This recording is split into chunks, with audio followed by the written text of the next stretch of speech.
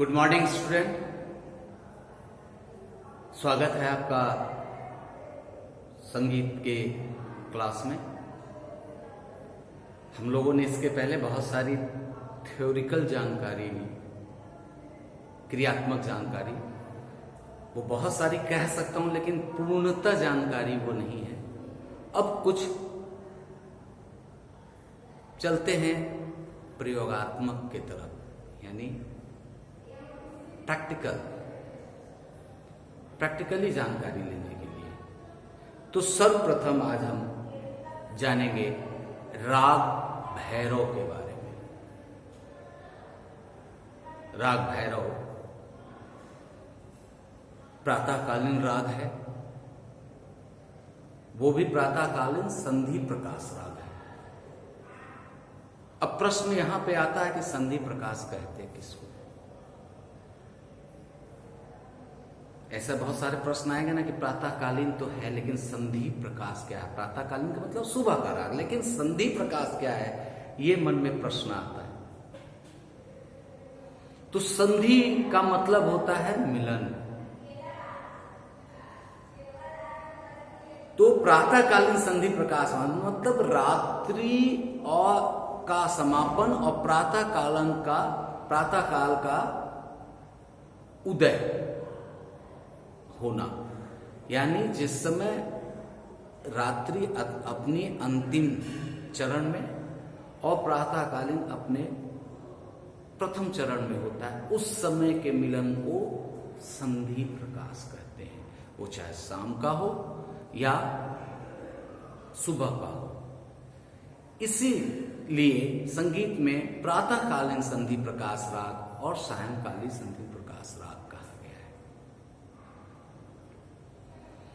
तो संधि प्रकाश का मतलब समझ में आया कि जहां पर रात समाप्त होकर सुबह की ओर बढ़ता है और जहां शाम समाप्त होकर रात की ओर बढ़ता है, तो ऐसे समय के मिलन समय को संधि प्रकाश कहते हैं। इसलिए इसको दो समय में बांटा गया। सुबह का समय प्रातःकालीन संधि प्रकाश राग और शाम का समय में सायंकालीन संधि प्रकाश राग। अब यह स्वयं भैरव ठाट से जन्मा राग है। इसमें रे और ध कोमल लगते हैं। इसकी जाति जो है वो संपूर्ण है, यानी कि आरोह में भी 7 स्वर, अवरोह में भी 7 स्वर। ठीक। और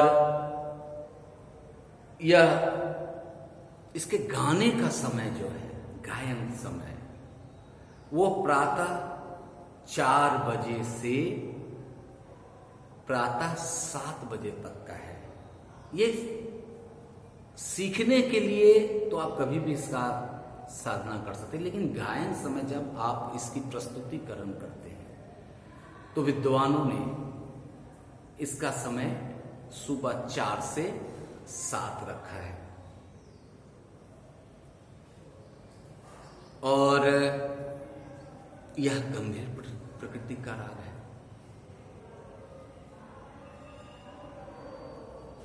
बहुत शुद्ध राग है, इसलिए गंभीर प्रकृति। इसमें किसी भी तरह का ठुमरी प्रधान राग भी चंचल प्रकृति के राग होते हैं, लेकिन भैरव जो है वो गंभीर प्रकृति का राग है। और यह सुबह की संधि बेला में गाया जाता है, यानी जहां रात समाप्त हो और सुबह शुरू, वैसे स्थिति में इसका गायन समय है।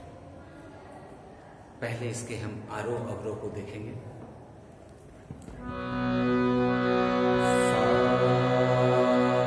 सातों स्वर लगे हैं। सा कोमल रे शुद्ध ग, म भी शुद्ध, प ध कोमल, नि शुद्ध, सा।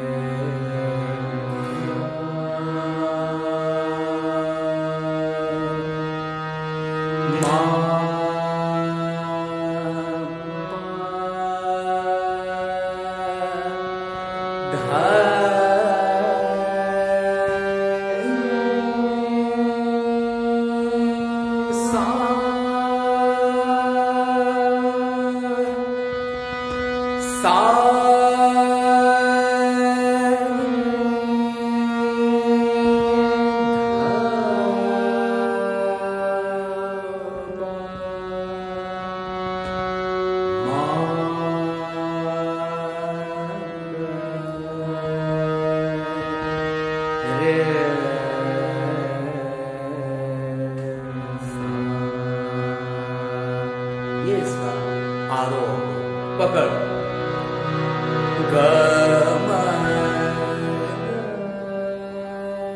द द द प ग म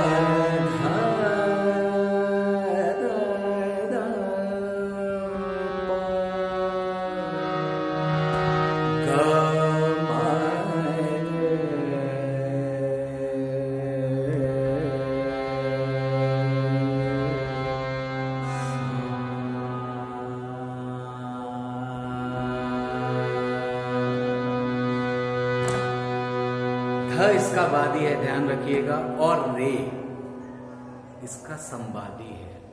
इसके ठीक बगल में एक राग और है, कलिंगड़ा, भैरव से मिलता जुलता।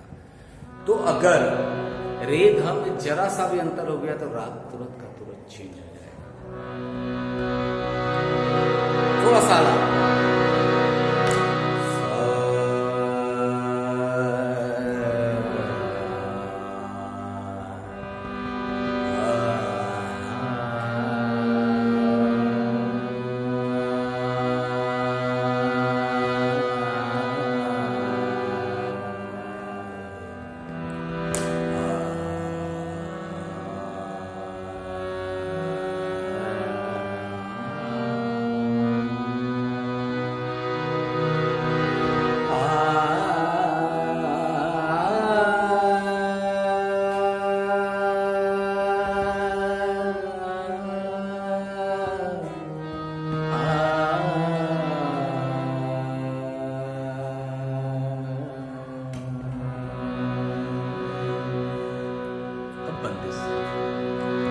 पहला बंदिश 3 ताल में।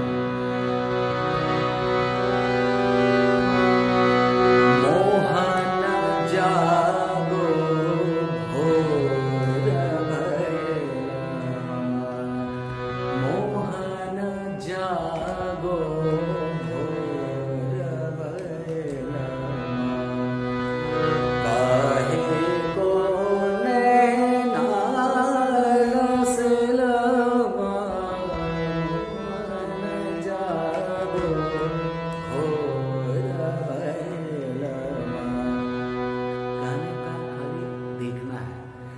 प्रकृति का राग है। सुबह ये जगाने की क्रिया हो रही है, भगवान श्री कृष्ण को माता जी जगा रही हैं। अब आप भी अपने आप को उस जगह पर रख के देखिए कैसे आपकी माँ बच्चों को अपनी माँ जगाती है। तो इसलिए इसकी प्रकृति को थोड़ा गंभीर लिया गया। मोहन जागो